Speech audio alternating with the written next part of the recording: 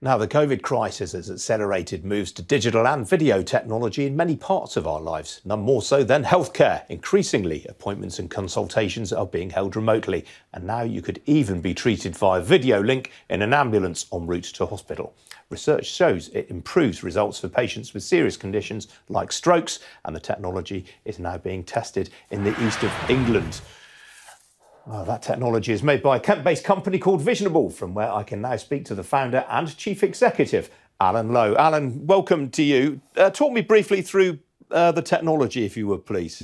Yeah, good morning, Ian. So the technology is an advanced video and medical imaging technology. So it looks like video conferencing, essentially, but what it does is it's independent real-time streaming. And what it does is it takes the constraints of video conferencing away and allows clinicians to work naturally. So if you think of the main video platforms, they're really office communicators. What we do is allow the clinician and the ambulance teams to have every piece of information available to them in order to make decisions. So whether that be results, scans, multiple images and angles.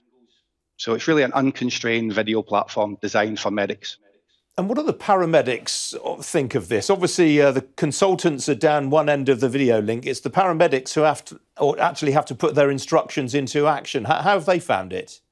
Yeah, so obviously the company's made up of a lot of ex-NHS individuals, and what we do is we co-create these solutions with the ambulance crews and the team. So they've been fundamental to the design, and it's actually their concept that helps us shape how it's augmented. But they absolutely love it.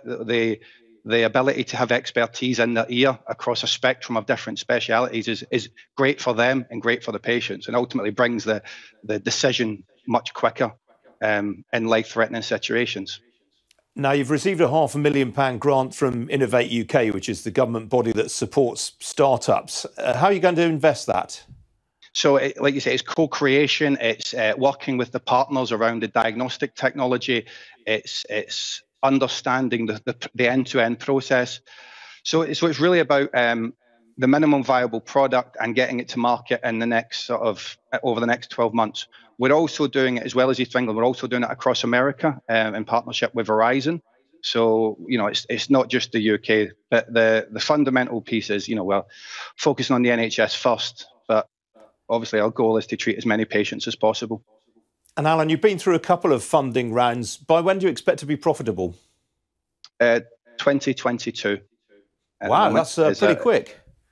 Yeah. So we've got, it's, as you can imagine, COVID has accelerated the need for digital healthcare.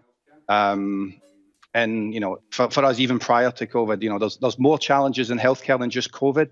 This is about, workforce challenges and providing access and equitable services to everyone across the world. So obviously it's a huge market. Okay. All right. Alan Lowe, very good to talk to you. I'm afraid we're out of time. Thanks for joining me. No problem. Thanks, Ian.